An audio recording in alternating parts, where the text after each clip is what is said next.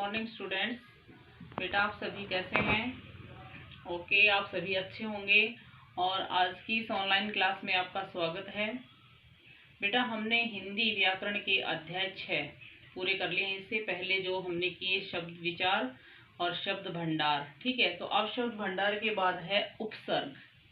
आप सभी को पता होगा कि उपसर्ग आपने पढ़ा है और उपसर्ग के विषय में आपने जाना है, तो आपको पता होगा उपसर्ग क्या होते हैं। इसके बावजूद भी मैं आपको बता रही हूँ कि उपसर्ग, बेटा उपसर्ग शब्द है वो उप प्लस सर्ग, दो शब्दों से मिलकर बना है।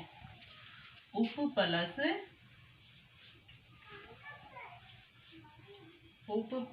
सर्ग, ये दो शब्दों से मिलकर बना है, ठीक है। तो इनका अर्थ क्या होता है? उप का अर्थ होता है पास और सर्ग का अर्थ होता है सृष्टि यानी कि निर्माण। कि जो शब्द पास आकर यानी शब्द के पास लगकर उनके एक नए शब्द का निर्माण करना, या कह सकते हैं कि ऐसे शब्दांश जो कि शब्द के पहले लगकर उसके अर्थ में परिवर्तन ला देते हैं, ठीक है। तो वो क्या कहलाते हैं? उपसर्ग।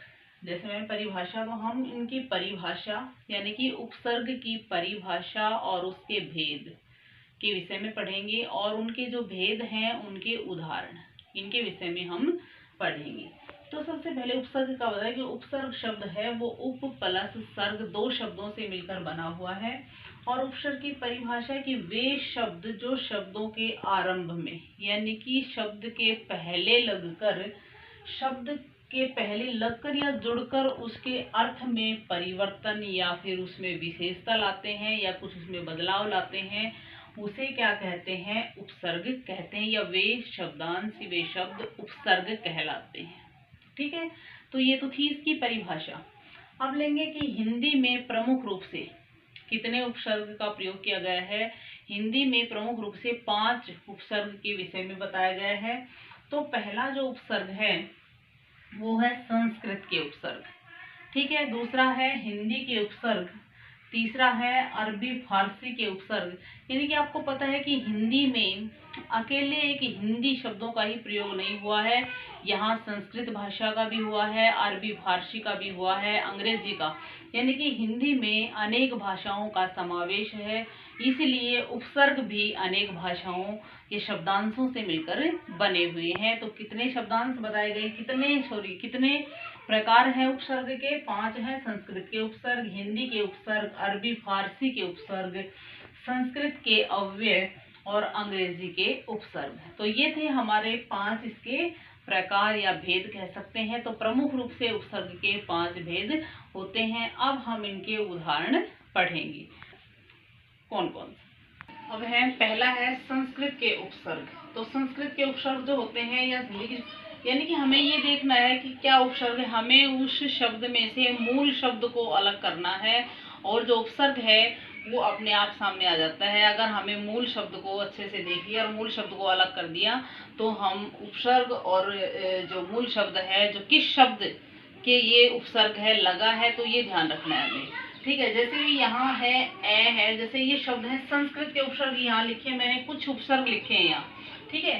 ए, अन, अति, दुरय, प्र और सु, ये संस्कृत के उपसर्ग मैंने यहाँ लिखे। तो उनके कुछ अर्थ भी होते हैं, आपकी बुक में दिए हुए हैं, तो अर्थ भी होते हैं, उनके अर्थ को भी देखना हमें साथ, ठीक है। जैसे ए है, तो ए का अर्थ होता है नहीं, ठीक है। यहाँ नहीं जिसके लिए प्रयोग हुआ है, अन है अभाव होता है, ठीक है। अति अधिक, द्रय बुरा या कठिन, प्र अधिक या फिर आगे, सु अच्छा या सहज, इन्हीं से ये उदाहरण लिखे हुए हैं। जैसे ए उपसर्ग, यहाँ अधर्म शब्द है, अधर्म शब्द ये उपसर्ग है, यानी कि मूल शब्द इसमें क्या है? धर्म है। क्या है? मूल शब्द इसमें अकेला धर्म है। तो ये उपसर्ग किसके लगा हुआ है? उपसर्ग जो है इसमें हमें पता लग जाएगा उपसर्ग क्या है, इसमें ए लगा हुआ है, क्योंकि धर्म तो है वो मूल शब्द है इसमें, ठीक है। तो मूल शब्द अलग कर लिया हमने, तो उपसर्ग का अपने आप पता चल जाएगा कि उपसर्ग क्या लगा हुआ है, इसमें ए लगा हुआ है। यदि कई शब्द इस तरह से दे देते हैं आपको, जैसे कोई भी एग्जाम में इस तरह की मूल शब्द और उपसर्ग को अलग कीजिए, तो इसमें मूल शब्द है वो धर्म है और उपसर्ग लगा दिया ए, तो हम इसमें दोनों में आराम से अलग कर सकते हैं कि ए उपसर्ग है और धर्म है वो मूल शब्द है। उसी तरह है ये ए जन्मा, ठीक है। तो ए जन्मा, जन्मा शब्द नहीं है मूल शब्द, इसमें जन्म, जन्मा किससे बना है, जन्म से बना है, तो यहाँ ए है और उपसर्ग लग गया और जन्म है इसमें मूल शब्द, ठीक है। अचल है तो चल यानी कि चाल से बना है, ठीक है। चाल शब्द से चल बना है, चलन, ठीक है। तो चल शब्द है, अचाल शब्द से को उपसर्ग लगा है ए, ठीक है। इसी तरह ये है अनादर है, अनादर, अनादर शब्द किससे बना है, अन उपसर्ग लगा हुआ है इसके साथ, लेकिन ये किस मूल शब्द इसमें क्या है, आदर, आदर से ही अनादर यहाँ बना हुआ है, ठीक है। उसी तरह आवश्यक, यहाँ विलोम भी बना हुआ है इसका, जैसे आदर का विलोम हम देखें कि आदर का अनादर होता है, ठीक है। तो इसमें आदर शब्द मूल शब्द है वो किस है, आदर है और अन है वो उपसर्ग लगा हुआ है। अनावश्यक, अब अनावश्यक शब्द आवश्यक शब्द से बना है, किससे बना, आवश्यक शब्द से बना है, तो अन इसमें उपसर्ग लगा हुआ है, ठीक है। जैसे अत्याचार है, अत्याचार बुरा व्यवहार करने वाला, ठीक है। अत्यधिक बहुत अधिक, ठीक है, इस प्रकार से भी लिखा हुआ है अधिक, तो अत्याचार आचार शब्द से बना हुआ है, ठीक है। अत्यधिक अधिक शब्द से, ठीक है। तो यहाँ जो इसका जो उपसर्ग है वो अति है, ठीक है। ये जैसे हमने संधि पढ़ी थी अति प्लस आचार, ठीक है। तो यहाँ जो उपसर्ग है वो अति है, ठीक है। यानी कि संधि में हमने पढ़ा था कि जब ई के बाद कोई भिन्न स्वर आ जाता है तो वहाँ ई का ये बन जाता है, तो यहाँ ये बना हुआ है, इसलिए यहाँ अति ई है, तो अति है, इन दोनों में उपसर्ग लगा हुआ है, ठीक है। दुर्जन है, दुर्लभ है, दुर्व्यवस्था है, इसी तरह इनमें जो रे ऊपर लगा हुआ है स्वर रहित है, तो दुरय है वो इसमें उपसर्ग लग जाएगा, इसमें दुरय शब्द है वो उपसर्ग लगा हुआ है।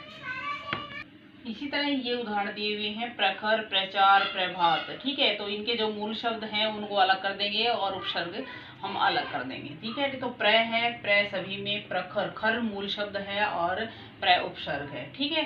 चार मूल शब्द है, इसमें भात मूल शब्द है और प्र इनमें उपसर्ग लगे हुए हैं। इसी तरह ही सु मतलब होता है अच्छा या सहज, सुलभ लाभ से, सुपुत्र पुत्र से, सुगम गम, ठीक है। तो ये इनके जो सु है ये उपसर्ग लगे हुए हैं। उसके बाद है हिंदी के उपसर्ग, उपसर्ग हमें एक जैसे से यहाँ लग रहे हैं, लेकिन हमें ये देखना है बस, हमें मूल शब्द को और उपसर्ग को ध्यान रखना है कि इसमें मूल शब्द क्या है, ठीक है। तो उसमें जैसे कु, से और नी मैंने 3 लिखे हुए हैं, तो कु का मतलब होता है बुरा, से सहित होता है और नी का मतलब होता है बिना फिर या रहित होता है। जैसे भी कुपुत्र, जैसे कुपुत्र होता है, कुचालक, कुरूप, ठीक है। तो यहाँ पुत्र शब्द मूल शब्द हो गया, यहाँ चालक, ठीक है, और यहाँ रूप ये मूल शब्द हैं और कु लगा हुआ है इन सभी में उपसर्ग, ठीक है। उसी तरह जैसे पूत, सपूत यहाँ लिख दिया तो स उपसर्ग है और पूत अच्छा पुत्र, यानी कि सपूत लग गया तो क्या बन गया इसका अर्थ, सुपुत्र अच्छा पुत्र, ठीक है। सरस यहाँ यानी कि सहित, स रस, रस सहित, रस है जिस भी किसी भी चीज में होता है कि रस के सहित है वो, ठीक है। स जल, जल सहित, ठीक है। तो इसी तरह निडर का होता है बिना या रहित, तो निडर डर मूल शब्द हो गया और नी इसमें उपसर्ग लग गया। निकम्मा जो काम करता हो ना हो या निठल्ला भी हो सकता है, ठीक है। तो यहाँ नी है वो उपसर्ग लगा हुआ है। तो ये थे हमारे 2 उपसर्ग। अब इसके बाद है तीसरा है, अब बेटा तीसरा है अरबी फारसी के उपसर्ग। तो अरबी फारसी के उपसर्ग के भी उदाहरण मैं यहाँ बता रही हूँ कि जैसे ये दिए हुए हैं ये उपसर्ग हैं, बे, बद, हम, ये उपसर्ग हैं और ये इनके अर्थ हैं, ठीक है। और इन उपसर्ग लगकर ये शब्द बने हुए हैं, तो इनमें से मूल शब्द और उपसर्ग हम देखेंगे, ठीक है। तो बे का अर्थ होता है बिना, ठीक है। जैसे बेकसूर, जिसका कोई कसूर ना हो, तो कसूर है मूल शब्द है और बे इसमें उपसर्ग लगा हुआ है, ठीक है।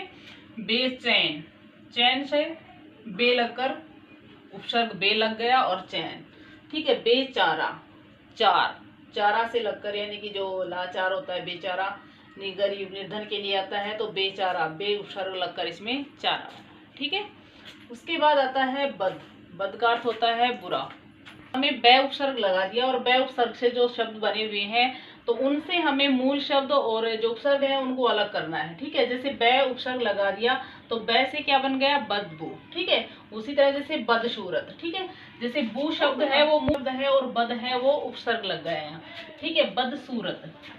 अब यहाँ बदसूरत है, जैसे बद शब्द है वो उपसर्ग लग गया और सूरत शब्द है वो मूल शब्द है। ठीक है, बदनाम। ठीक है, नाम शब्द है वो मूल शब्द है और बद लगा हुआ है वो उसमें उपसर्ग लगा हुआ है। ठीक है, उसके बाद आता है हम उपसर्ग। हम का अर्थ होता है समान या फिर साथ।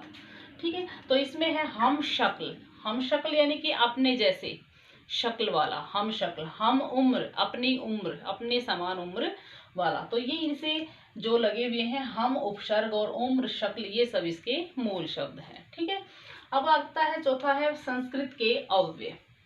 अव्यय शब्द हैं जैसे किस तरह के, यानी कि वो विसर्ग वाले भी होते हैं, ज्यादातर शब्द विसर्ग वाले होते हैं इसमें।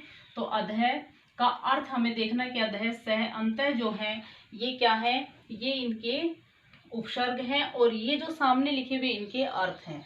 तो अधः का अर्थ होता है नीचे, सह का अर्थ होता है साथ, अंतः का अर्थ होता है भीतरी। ठीक है, तो नीचे यहाँ दिया हुआ अधोगति। यहाँ हमने जो संधि पढ़ी थी, हमारी जो संधि है विसर्ग संधि के जो शब्द आते हैं कि अधः यानी कि ओ का विसर्ग में बदलना।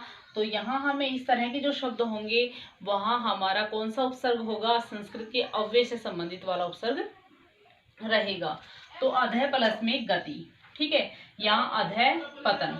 ठीक है, तो ये हमारे हैं उपसर्ग और इनके मूल शब्द। मूल शब्द इसमें गति रहेगा और इसमें पतन रहेगा और ये इनके उपसर्ग हो गए। ठीक है, सह का होता है साथ, सहचर साथ चलने वाला, सहपाठी साथ पढ़ने वाला और सहकर्मी साथ काम करने वाला। ठीक है, उसके बाद आता है अंतः, होता है आंतरिक, भीतरी, हमारे जो अंतरात्मा से संबंधित होते हैं, जैसे अंतःकरण। ठीक है, अंतर आत्मा, अंतर्यामी, इस तरह के जो शब्द होंगे वो हमारे अंतः शब्द है, ये है हमारा उपसर्ग और आत्मा इसमें मूल शब्द है, इसमें करण मूल शब्द है। ठीक है, अब आते हैं हमारे पांचवा अंग्रेजी के उपसर्ग। तो अंग्रेजी के उपसर्ग है जैसे सब, हेड, सब इंस्पेक्टर जैसे होते हैं, सब डिवीजन। ठीक है, इस तरह के जो शब्द होते हैं वो हम जैसे शब्द आगे लग जाता है कि सब इंस्पेक्टर, इंस्पेक्टर शब्द है वो अंग्रेजी का है और सब है वो भी अंग्रेजी का है। तो इसमें शब्द है, शब है वो उपसर्ग है और इंस्पेक्टर है वो मूल शब्द है।